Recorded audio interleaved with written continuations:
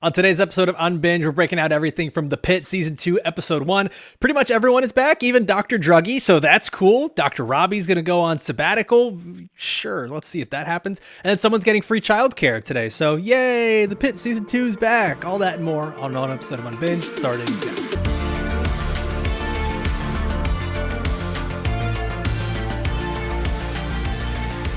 Welcome into Unbinged, the podcast where we break down these shows, movies, and news you love to binge. I'm Alfredo Brown. Joined as always, I got Jagger May, Matt Kopfhamer. We're talking everything from The Pitt, Season 2, Episode 1. First, let's get the spoiler warning. This is your one warning that we're about to spoil the first episode of The Pitt Season 2 and everything prior. So go get depressed and catch up and see if you can even handle this life before you watch this. For real, you said it so well before we started. Like, glad I thugged out Season 1 because it's a good show.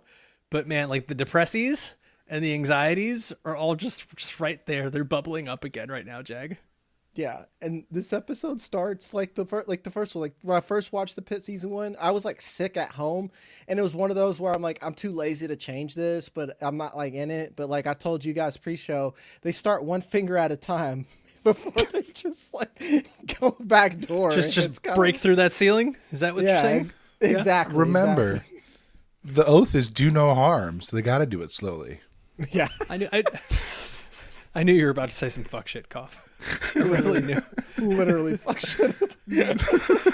So, okay, we're back in the pit, and there's obviously been some changes. There's been a 10-month time gap.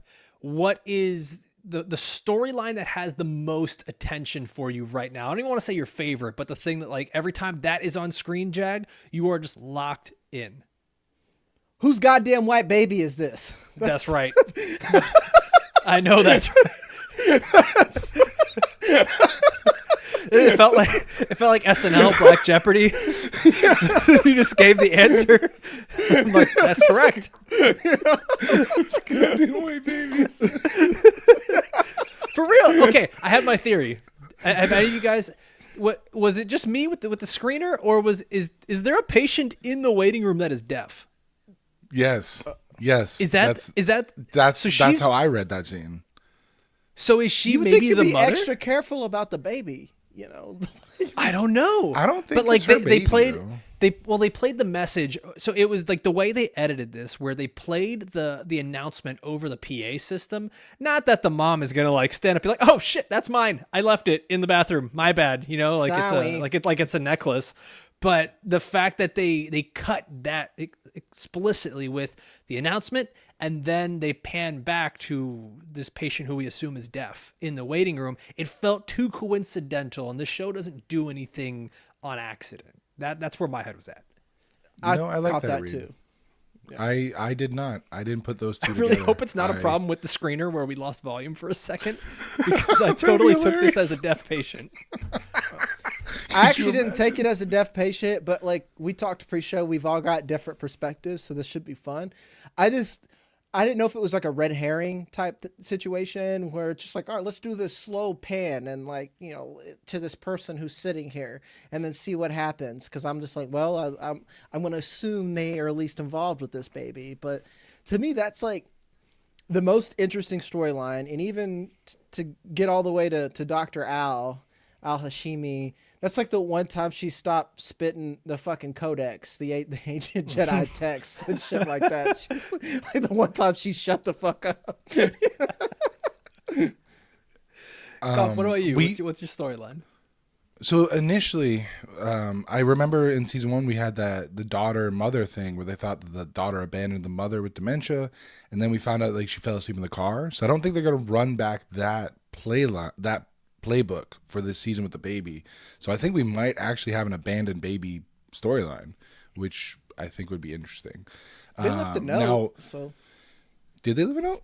Yeah, that's like at the end. See, that's what I'm talking about. Together, guys, yeah. all three of us could thing. piece together this episode. But like, yeah, Al Hashimi had the note, and then like they pass it, and then yes, they get they do the cliffhanger, right, Yeah. okay, because we didn't see what was on the note, right? Okay. Exactly. So like to me, this sounds like a postpartum mother, you know, postpartum depression. That's you what I'm know, thinking. like I mean, I'm sure actor babies, they're like, do you have like a crackhead looking baby? Like you can't like find that, but this baby did look really healthy, so I'm assuming it was It love. was a little chunker. It was a little chunky baby. I'm just wondering what that casting call is like. We're just sending got a out crack an baby? email. You got a sickly looking child at home? Come on Your down. baby look like shit. Like that, you get a fat Want to baby make who's some like- money? Yeah, who's eating good. You're like, no, we're going for some kind of gaunt. You No, want get some that go- Gerber shit Look at out that of Jesus here. on the cross. We need look. that V. That deep V at your baby. It's like the Daniel Tosh joke where he's like the baby Jesus at the what was it, Abercrombie? Yeah. No shirt on. I want to fuck that baby. Nope.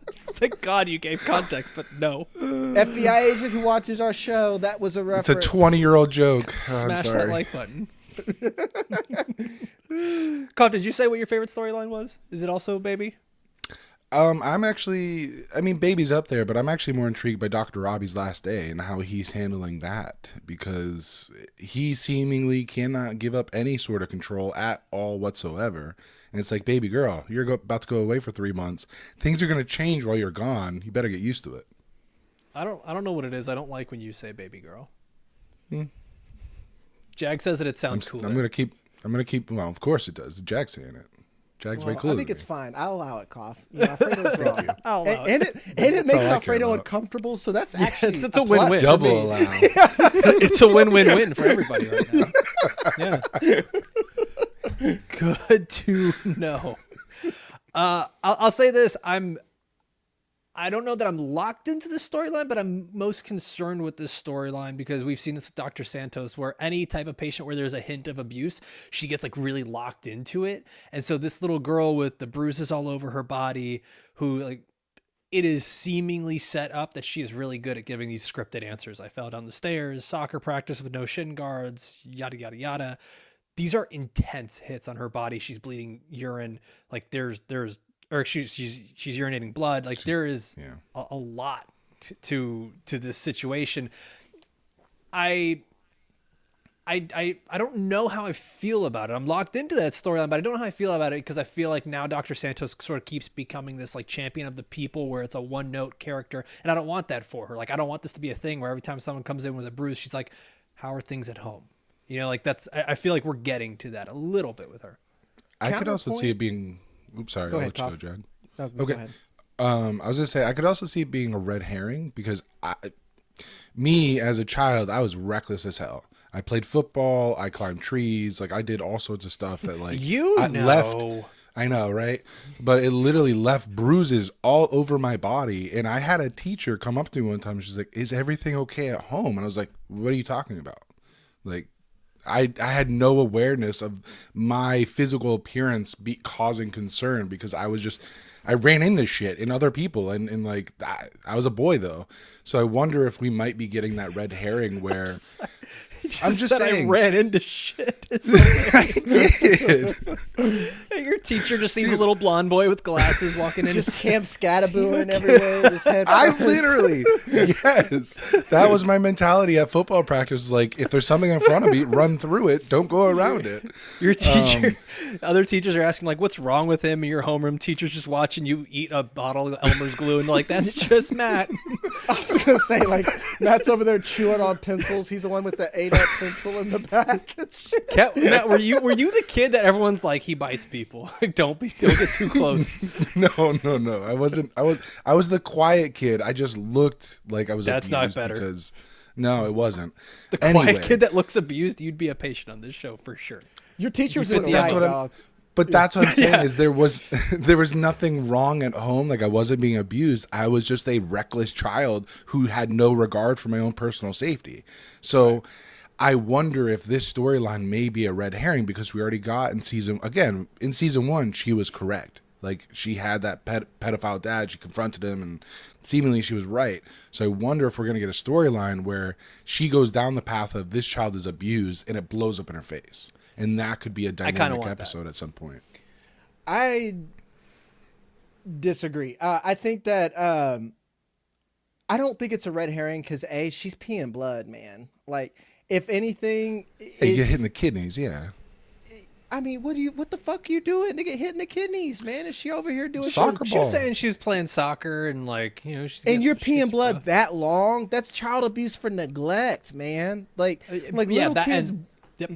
Fair. Yeah, I was about to say kids like have one weird. I had one weird poop as a kid, and I'm like, mom, you know. And it turns out I just like drank a lot of blue Kool-Aid. You know, that makes your shit green. You ever eat beets and then you look back and you're like, oh my god, what happened? I'm dying. Like, I just can't buy the red herring thing unless it's like a disease that I'm not smart enough to even quote the science for. So, real story. But true you are story? the science, Jag. not this time. That's Vig. No. By the way, not doing that. we are going to be the only podcast covering the Pit with a real doctor on board joining us. Medical Don't fact doctor. check that.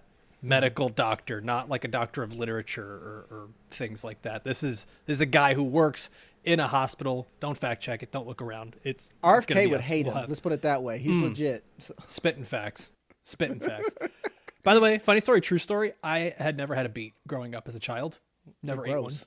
They're It's rad. not surprising. Well. Some of these cooked beets can be quite good. And my wife made me a beet salad one time. It was delicious. And then after I ate it, though, you know what happens.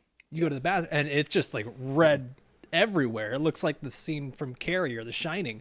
And I just like, Gabby, something's wrong with me. She's like, oh, I forgot to tell you. That's what happens. Just like, it's just so sad that like a 30-year-old man was like, oh my God, my ass. And no, It's just beets. Dog. It's just beets.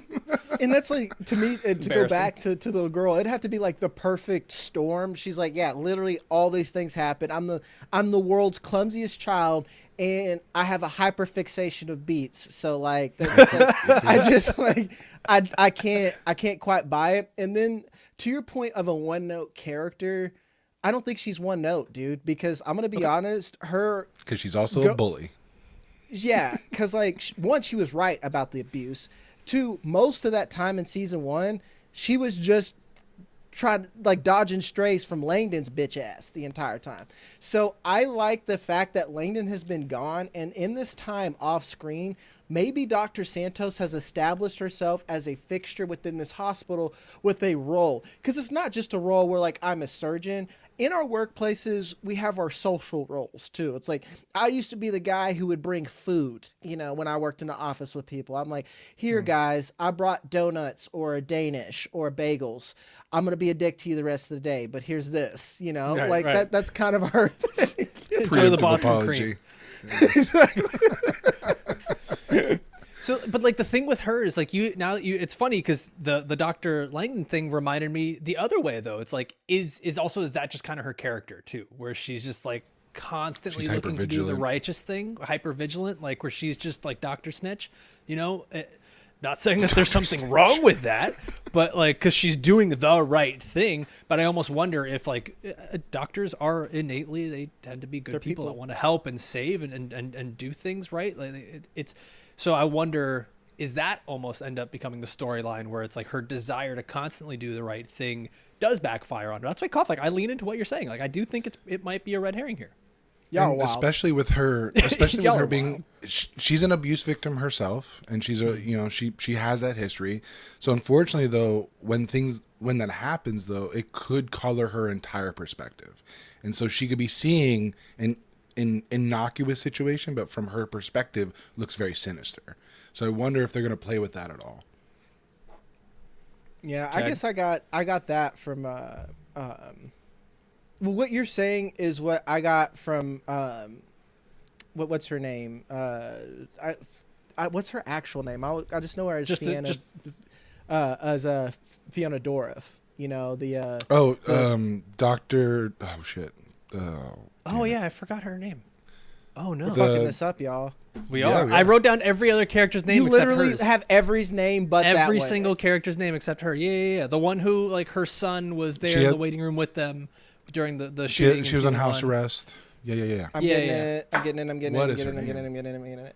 We need Please a cut producer. all of this out. McKay, Send Dr. a- McKay. We Thank need a you. Jamie. There You like it is. Jamie? Look that up. You know, like once we Yeah. get money, as soon as I do that, we're getting a Jamie. I swear to God, guys, once we start making money, we're gonna be insufferable. Like and subscribe. Smash that like button. By the way, let's do that. Let's get that out of the way. Guys, you got a bunch of ways you can enjoy the show right here on YouTube. If you're watching, like this video, hype this video, comment down below with your thoughts. Have you ever had a beat? Was your poop red? Let us know in the comments. Also, we got a bunch of other cool stuff coming up. We got our breakdowns at the Pit every Tuesday right after the show comes out, 10 p.m. Eastern, 7 p.m. Pacific. Every Tuesday, we're going to give you guys our trending headlines that everyone's talking about, give you our opinion on everything going on in movies and TV. Every Wednesday, Fallout. Every Sunday night, starting January 18th, A Night of the Seven Kingdoms. Tomorrow, we got His and Hers, the limited series on Netflix. It's going to be dropping with John Bernthal and Tessa Thompson. If you're listening on Apple or Spotify, you guys have been doing some amazing work. You've been giving us so many reviews. Guys, Spotify, 69 reviews. Nice. I almost want to say don't give us any more reviews, but please do. 5-star reviews are a big help for us. All right, back to this. Dr. Robby is going on sabbatical at the end of the day. There's already the foreshadowing that that's probably not going to happen, or it's going to happen way later than he expects, because he's already calling his boy like, hey, you're supposed to show up and cover me and so I can leave at a certain time. That's not happening. He's missing that flight. Yeah, he's going to miss that flight. Yeah. Dr. Robby's going to miss that for sure. Yeah. It's 4th of July. Honestly, this is on him. Even I don't work in a hospital, but I've known a lot of people that are like 4th of July. Like you mention 4th of July to any doctor that's worked in the ER, you could see the Vietnam helicopters on like 100%. You know how many Jason Pierre-Pauls you're going to get coming through that emergency room? Come on. Thank you. Just like doing this the whole time. Yeah, exactly. Yeah. For the uninitiated, that's an NFL player who like lost his fingers, blew his hand off in a firework accident. Like, dude, we're gonna get a bunch of those. Yeah, Don't hold fireworks when you're lighting them. That's rule number 1. The most and if you do light them, let them go. Planet played himself. He's just like, I'm gonna leave on the 4th of July. I'm like, you better make that flight July 5th, buddy. Actually, July 6th, because you're gonna need some sleep. Yeah, get some time. You can sleep on the plane. Get some time. Did we catch where he's going? I know he mentioned a retreat, Alberta. like Alberta, Canada. Okay. Yeah, he's going. It's like a native land that's going to be in The Badlands. in Canada. Yes. Yeah. Where they film Alone and shit. I actually do know where he's going. It is out in the middle Beautiful. of nowhere. Yeah, It's really beautiful. It'll be a nice cathartic experience for him. He's gonna need that kill shit the after fuck this out of season. you if you camp by Do you yourself. think the ceremony involves some illicit substances? Get him spiritually awakened? Probably. Hell yeah. fucking hope, I just want a full 3rd season of him just doing that. Yeah, Ayahuasca. peyote, like exercising them demons over being in the ER the whole time. I'm gonna smoke peyote one day, and I'm gonna tell you all about it. I can't wait. Let us know. Go on a darkness retreat, Drag. I let got us you. If you've done it already, let us know in the comments. What's up? Yeah. What to expect? Okay, so let's go through some of these characters here. We got Dr. Druggy back in, Frank Langdon, who I'm sure they will expand upon that a bit more. Like, he's already trying to talk to Dr. Robby, and it's just like not happening. The relationship there is really cold. He admits to his patient Louis, which I'm sure is part of his process, his rehab process, right? It's like we've seen this before with people when you're going through recovery, is to talk to people, wrongs. admit things, admit to wrongs, ask for forgiveness, set things right. It was so, I guess it was meant to be this way, but it was cool to see like the other person who was addicted be like, I get it. It's cool if it helped you. And there's almost in that moment you see with Dr. Langdon where he kind of has that reflection of like, I don't know if it helped me, but it was an addiction. Like, you can kind of see two sides of the same coin, where one guy's like, yeah, addiction's cool. And the other one's like, no, addiction's bad, but somehow we connect on this. And to me, it's like seeing a mirror and not looking at what you see sometimes, because this motherfucker is like every sign that he's going to die soon, from his habit. He's just like, hey, man, fuck yeah. And he's like, that's not what this is. This is not. He's Harry Potter looking at the mirror where he's just like, I see me with a 6-pack and the house cup. Like, he's just super happy. Yeah. If I keep drinking, I could be you one day, Dr. Langdon. There was even like a hint of judgy. He's like, I don't know, the pills never did it for me, but alcohol, that's where it's at. You go a little too hard, doctor. Oh boy. I did like that we saw, at least from Dr. Langdon's perspective, like he had the moral fortitude to actually admit to what he did to his patient who he wronged, even if it was a passive wrong because the patient wasn't taking the pills anyway.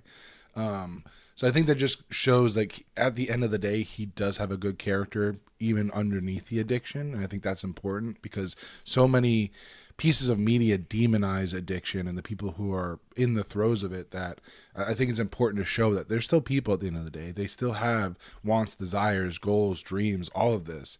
And for him to be able to show contrition, I think is really important. So I like that is scene. big. I don't think I could do that because like, what if he would have got mad? That's like a malpractice suit. And then like, if that gets in the media, you have because the he doctor. just starts yelling that over. around the emergency room there. All the other doctors, the new attending hears that. done. Like there's so many things. Like, if anything, if I'm Dr. Robby, I'm like, hey, I know you're going through all 12 of them steps, but like, do that shit somewhere else. Like, apologize to your family. Don't be telling presidents, hey, or patients, like, hey, I'm a drug addict. It's like, okay, well, is there another doctor? It's like, Right. But then, seeing Louis's acceptance, but like, hey man, I understand. So it was right really guy. well done. He really picked the cheat code. He's like, this guy gets it. He thought that through. He's like, I need to apologize. Louis probably won't even remember it because he's drunk. Tomorrow, he He's comes about back to have and a needle Louis, in his we stomach. talked He about doesn't this know yesterday. Yeah. Okay. The line was like, don't worry, I'll walk him through it, Doc. It's like, man, he's done this enough. Yeah, Where they said I it was wanna see- 3 times in the last 6 months. He's done a tap now. Nuts. That's nuts. I know nothing about what's going on in there, but like, it's not good. Like, I imagine every check engine light is just like, blah, blah, blah. The inside out characters in his head. It's just like Star Trek when they get hit by something. They're just like, oh. We need Vig. When Vig gets on here, we'll do a little medical minute of like what's real, what's right, and let's get into the science of it all. Jag, sorry, you don't get to be the science. He needs to one sentence me though. If he goes on to 3, I want to black out and then insert Spark my own notes. reality. Spark notes. Vig is a teaching doctor, so he'll be good at this for everybody. We're all gonna learn some shit. Yeah. Okay, so keep going through these characters here. We get the Dr. Robby's replacement as the attending is Dr. Baran Al-Hashimi. They just call her Dr. Al for short. It's obviously there's a bit of a challenge here, different teaching styles. Kopf, as you said, Dr. Robby's like not willing to let go. But I think that's also really natural too, right? Like if I was saying, all right, y'all, I'm going on vacation for 3 months, do your best with the podcast, and some brand new person came in and was like, all right, cool, I'm going to help host the show. I'm going to be kind of weird about it. Like, this is pretty natural what's going on here. Yeah. I mean, of course. Context, Kopf, for you didn't even know this either. Alfredo shortened our intro, and I was just like, autism. And I like texted him, and I was just like, you changed it. It's not even that serious or anything, but like my brain like fried, and that's like tiny. I imagine you got that place working. You've got your new medical students who are now residents, cook. You feel like you've got everything, and then you have this lady who was just like, we're going to use AI. I'm like, well, you can AI, get the fuck out of here. That's kind of what I would say. What does the algo say about that? Yeah, like we see it already with the passport that she's trying to institute on day one, and everyone's like, the fuck is this thing? So obviously I see both sides, right? Because I've been the person that comes into a new office and it's like, I have ideas to change and make things better and more efficiently. And then it takes somebody that's already been in to be like, pump the brakes, kid. Like, this is how shit works around here. Fit in, don't try to change it. So I can see that perspective where she wants to come in, put her mark on the place and try to make things better, more efficient. But from Dr. Robby's perspective and everybody that's working there, they're like, we're just trying to survive the shift. Things are chaos because that's how things work in this environment. Like, just bar none, but all full stop. So I see both perspectives, and I'm wondering what it's going to take for them to come to the same level and see each other eye to eye. So she's going to be the conduit, basically, between Dr. Robby and the head of the hospital, right? Like, we saw that last season, like, where they were at each other's throats, like, the whole time until the end, where she's like, good job, everybody, pizza party for you. And, everyone's supposed to be like, get fucked.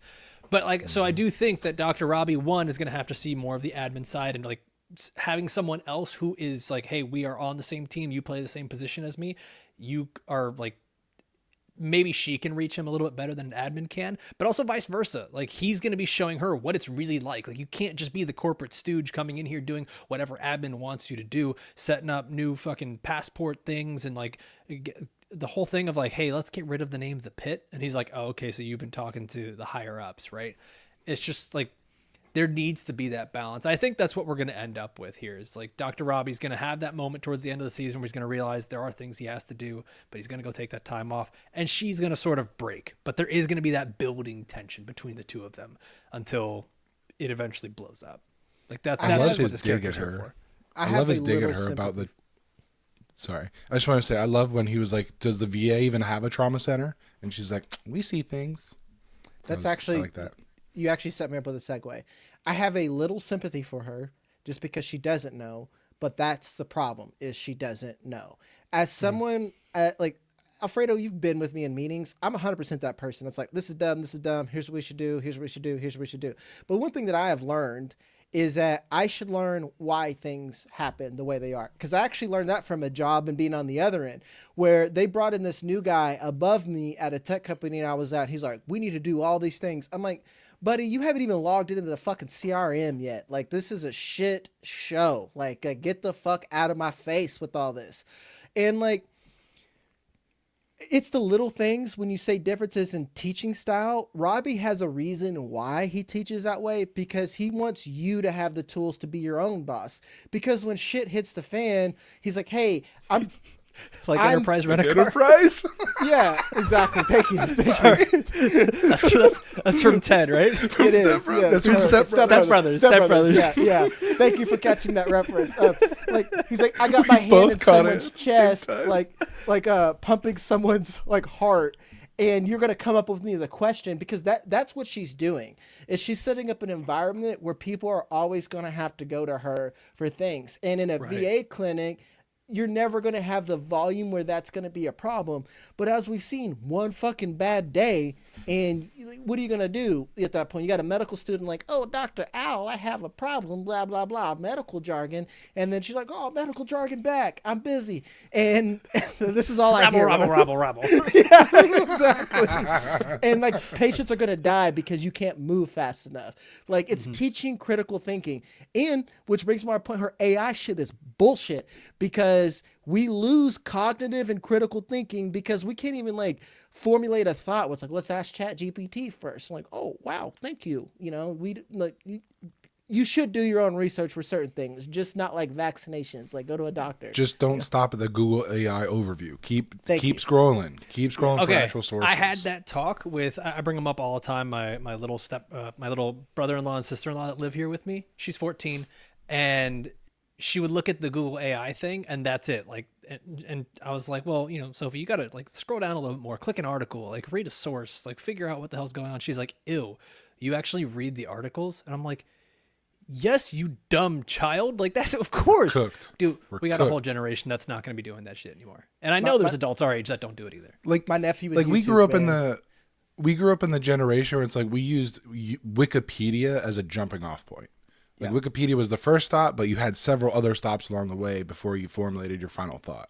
And it was banned from citing. It's like, if you use Wikipedia, fuck off. And you're like, cool. So I'll go to Wikipedia. Use the sources within Wikipedia. Kopf knows how to do it. Yeah. Yeah. Like, our generation is just filled with lawyers. Exactly. All the loopholes for everything. But my nephew's like that too, where you just like, he's like, Stranger Things has a secret finale. There's just too much evidence. And I'm like, buddy, I do YouTube for a fucking living. I'm so tired of it. Oh, I'm so tired of it. I do YouTube for a living. You know who really wants another episode of Stranger Things? Fucking YouTubers, because you're paying our bills. Like, I had to explain to him how media works. I'm like, buddy, like, cut that shit out. He's like, what this YouTuber said. I was like, stop using YouTube, my guy. You have 4 fucking screens and you can't Google something? You know what the problem with that was, by the way, and I don't want to go on that tangent, but like, if y'all want another episode, it just means that you didn't actually really like the finale. Like, you told on yourself now. Ta-da! All right, back to the pit. Yeah, back to the pit. We had one stray cough. Sorry, we had to throw one stray. Back to the pit. I just needed to get that out there. I've been holding on to that. So one thing where we see, like, Jag, you're talking about how Dr. Robbie has done things a certain way, and it's rubbed off on his doctors that are there, you see Dr. Whitaker. Like that's our guy who got shit on and peed on and bled on and thrown up on in season 1. It was just like the hilarious 17 thing. Like scrubs McGee. How many scrubs is he gonna go through? It wasn't 17. It was like 6, no, right? it was like 7. Oh, okay. I just want. But it sounds funnier if I say 17. 7 was already funny, but all right.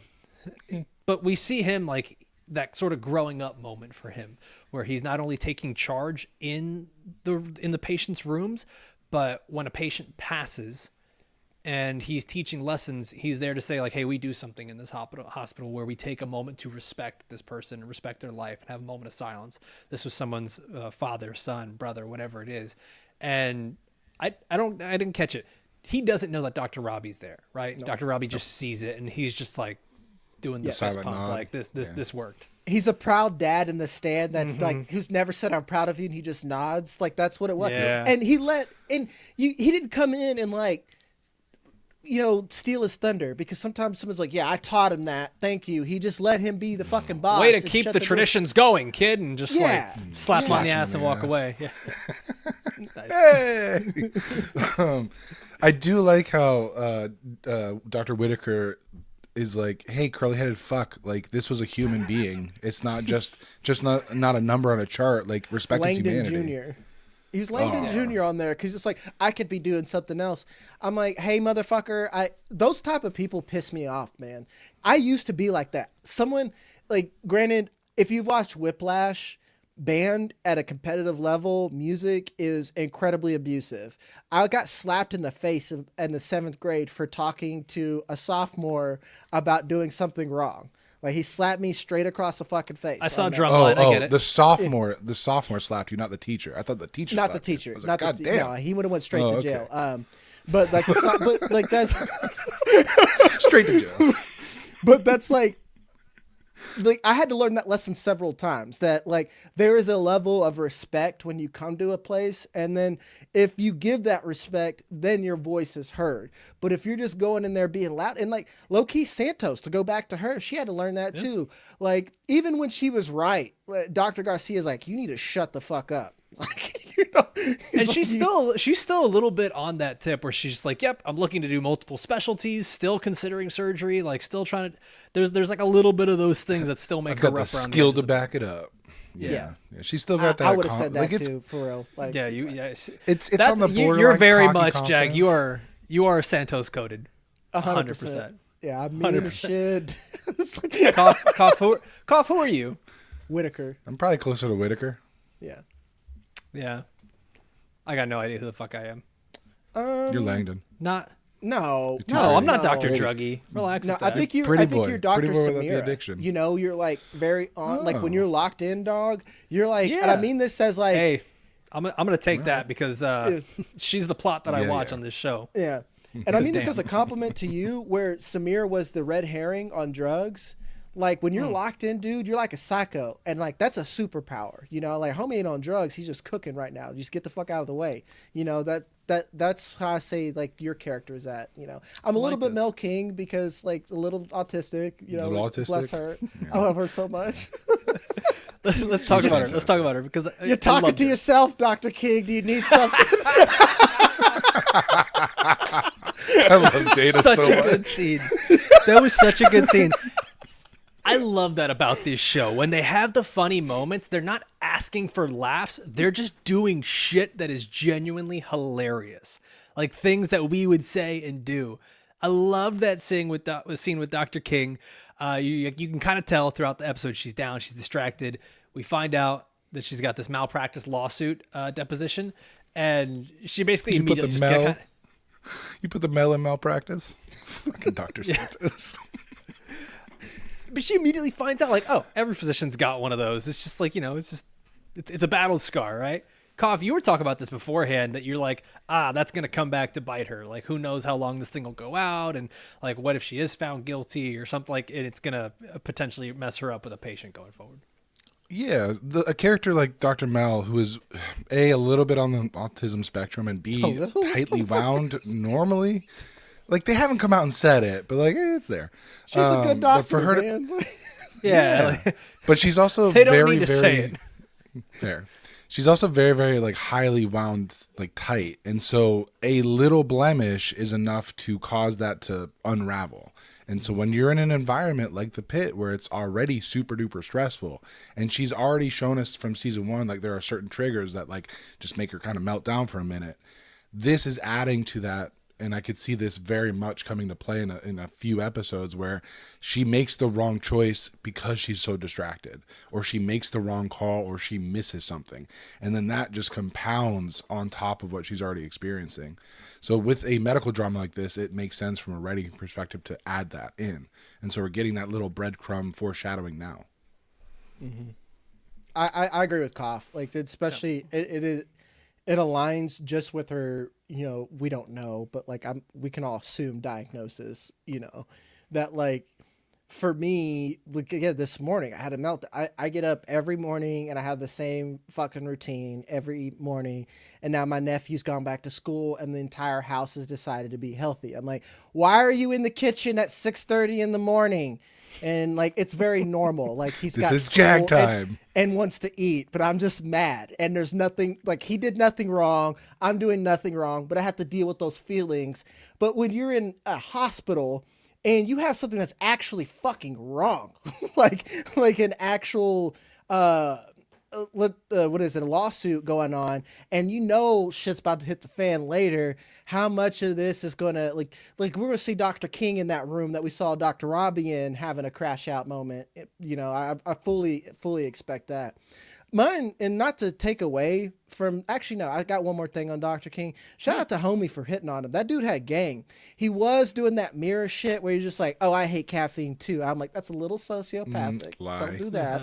That was a red flag for me. I'm like, don't switch up, dude. That's like, now you're weird. At first I was with you. I was rocking with you. Now you're kind of weird. But she can't even notice when someone's hitting on her. Dude, she's Sheldon. She's Sheldon from Big Bang Theory. She's just like, yes, I do love boba. Okay, bye. That's who she is, man. I love this character. I'm attracted to you. I would like to take you for boba. This is sexual. It's like intercourse on the table, take it or leave it. What's the show? Dating on the Spectrum, I think. Yeah. Love on the Spectrum. Fit really well on that. Love on the Spectrum. Thank you. Fantastic. She fit really well on that. Yeah. That's good. Mm-hmm. Fantastic show. So much heart. Mm-hmm. I mean, first of all, Dr. King, hilarious name for a little white blonde girl. Just fantastic for this show. Mm-hmm. Guys, the other characters that we've got here, Jag, you mentioned Dr. Samira Mohan. There's Dr. McKay, who we talked about briefly. Dr. Javadi, who's the birthday girl. Her mom is also a surgeon there. And then we got Dana Evans, the charge nurse there. Out of these remaining characters, who is it that you're just like, okay, I'm locked in every time they're on screen? Always Dana Evans, but one we haven't talked about. You want to talk about like, who we're waiting on which doctor's going to crash out? It's going to be Dr. Langdon, man. It's going to be Dr. Langdon, and it's because you want to come back, you want to feel normal, and you got your mentor who doesn't fuck with you anymore. The person who you tried to shit on is got more respect than you now. Dr. fucking King, who loves you, is like literally Robbie's like, no, I want you here. I want him on triage. I don't know what triage is, but that sounds like the cuck chair or something like that. I actually know this one. Thank you. I actually know this one. So triage is when he goes out into the waiting room and is basically like, okay, you go first, you go second, you go third, you go fourth, you go fifth. That's so a cuck it's chair. Bullshit. 100%. Yeah. It's bullshit from like, I'm an ER doctor. Like I need to be working on people to be sent out to do that. But it's very important in an ER to actually have that triage set up correctly.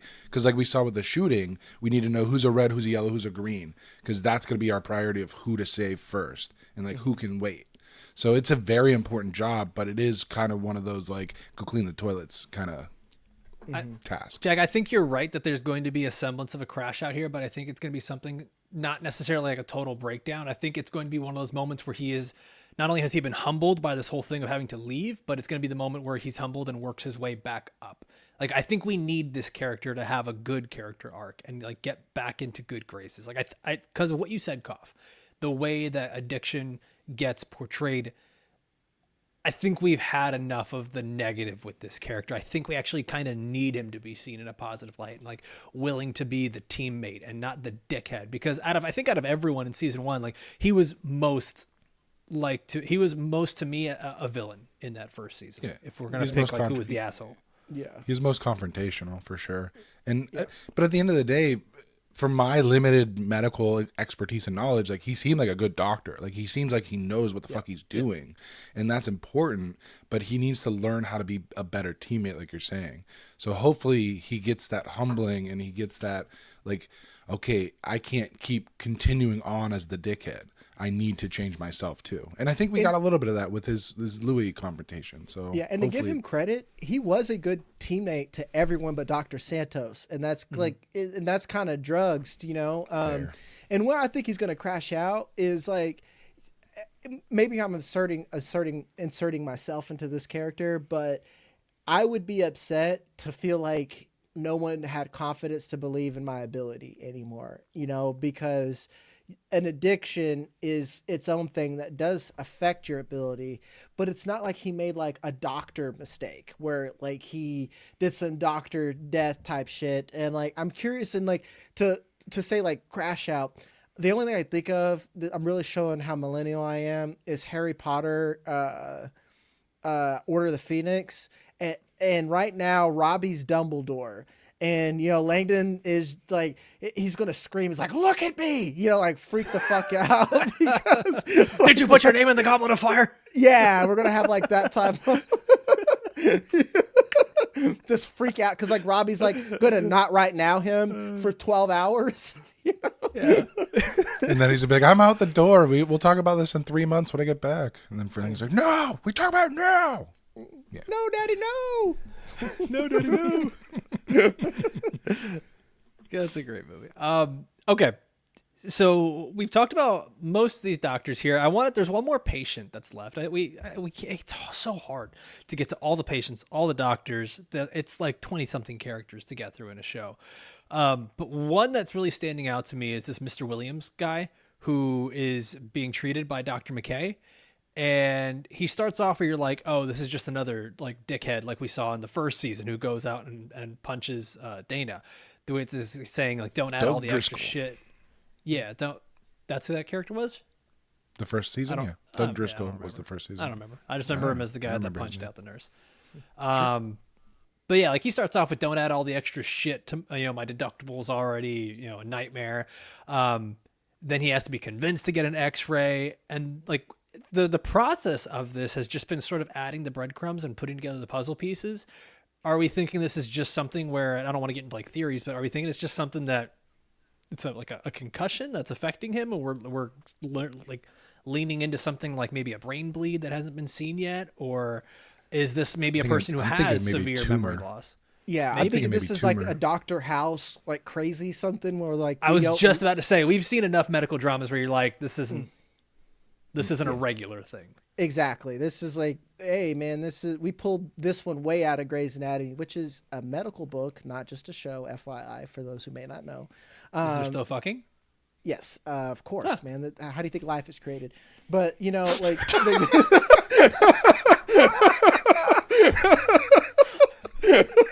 I was told storks, so... But, like, that's Jag, something that's like way holding the title of science. But, yeah, I definitely think that, this is going to be our big moment where we're trying to figure out what the fuck is wrong with him, because we had that last season multiple times, actually. So, like, and the actor that they got playing him, I say he's significant. He's been in a lot of shows, but he's one of those people where you're like, he's that one guy for one thing. Yeah. So, like, I wonder how long they're going to keep him along. And just with that information, this seems like it's going to be a significant plot line, at least we got 15 episodes, at least 5 of them, you know? So the what triggered me, right, was how quickly he went from being like unconcerned to angry to confused, like just so many range of emotions so quickly. I wonder if they're going to pull, and this is, I studied psychology, so this is from a medical history of psychology, very famous Phineas Gage, where he had like a railroad spike get shot through his face and it fucked up his brain. And so he went from... That'll do it. Hate when that happens. Yeah. Oh, yeah. Crazy. So because of the brain damage, he was technically fine, except for it damaged his personality center. So he went from being like a kind dude to like a raging asshole afterwards. So I wonder if we're going to get to the reveal that he has like a brain tumor that's eating away at his like frontal cortex and making him into this dickhead kind of character. It's like, and for lack of a metal term, for medical term, as a simpleton like me, there is a mass that is pressing his dickhead button on his brain, and it's just smashing it. Right. Or RFK, it could be an RFK situation where he has worms eating away at his brain. There could be anything. I'm interested in that. Like, I think it could be anything from like multiple personality disorder to like, he could just be fucking Dory and loses his memory every 10 seconds. Got no idea here. Bro, what, this is 50 First Dates? Last thing, no more character stuff, but last thing, the show, it was reported this morning, the show has already been renewed for season 3 before season 2 even premieres, right? This is a very loaded question, but I want to ask you guys, because I think nowadays when it comes to TV, movie series, franchises, everything, we always hear the term, like media fatigue. We typically hear it with like superhero fatigue, right? This is a very tiring show. Like, you can get a lot of anxiety watching this. Like, you need a smoke break after watching these things. How long do you want a series like this to go? I feel like it could go 7, 8, 9, 10 seasons, but is that really what you guys would want as viewers watching this? Fuck yeah. And here's my reason why. I'm interested in watching this now week to week. Because before I watched it as a binge. A binge is a nightmare. Yeah, and I'm like, I'm tired, boss. Like, this is a good show, but like I'm getting fucking secondhand anxiety off this shit. So like, now that I have the natural break in between, I'm locked in. And I just wish more shows would do this, man. Granted, they have the unique thing where they have one set, that's all they have, and it's all centered in this hospital. So that does help the production value. But I want TV to go back to this. I remember we're the old people now where I'm telling my nephews, like, yeah, we used to have 24 episode seasons and 12 of them. Shout out Supernatural. Yeah, I'm actually about to start that just for fun. I've never watched it all the way through. But yeah, like the life used to be good, man. Like, life used to be good where we had, like, even now the comedies are doing that. Like the Office sequel, 12 episodes, get fucked, man. Like, do it for real. Steve Carell gave us 20 episodes for 7 fucking years. Like, that's what I expect, Domhnall Gleeson. That one I think is just whatever the order was, but I do think, like, with this, what's so great about this is, like, we are all experiencing this together, and there's not many shows where we're doing that anymore on a week-to-week basis, and just enjoying it. Like, this also becomes, a term that we haven't thrown around too much anymore, but a water cooler show, where it's something that you're enjoying, but it's also something you're going to talk about at the office or with your friends or in the group chats. Mm-hmm. And Absolutely. I think the concept makes it easier, too, because you have one day per season. One fucking day where it's just like Grey's Anatomy, you watching that shit is like, man, they are doing some wild shit every fucking day. They took ER and 24 and they're like, we've got a good concept here. Let's just roll with it. For sure. How many seasons is Grey's Anatomy now? Like 47? Like, they're still going, so I could see the Pitt going on forever too. Yeah, everyone's dead. That show's bad, and it lasted 20 seasons or 40, whatever. This is like one of those daytime like soap operas where it's like it just goes on forever. It can go on forever because you just recycle some of the characters out. Mm-hmm. Yeah. But this is a well-written show that I don't want to see the end of. I want to see it continue because as long as the writing is solid and the characters are well developed, keep it going. Don't stop this train ride. Like, eventually, Dr. Robbie's gonna have to go. Well, Noah Wile's old as shit now. Like, I saw like an old ER fucking thumb. I'm like, God damn, dude. I forgot what Noah Wyle used to look like. like he was in that show with George Clooney when his hair wasn't gray. Exactly. I was like, it was a minute ago. Like, respect to Noah Wyle. It's like, buddy, you did 20 years of The Librarian. You deserve this fucking show.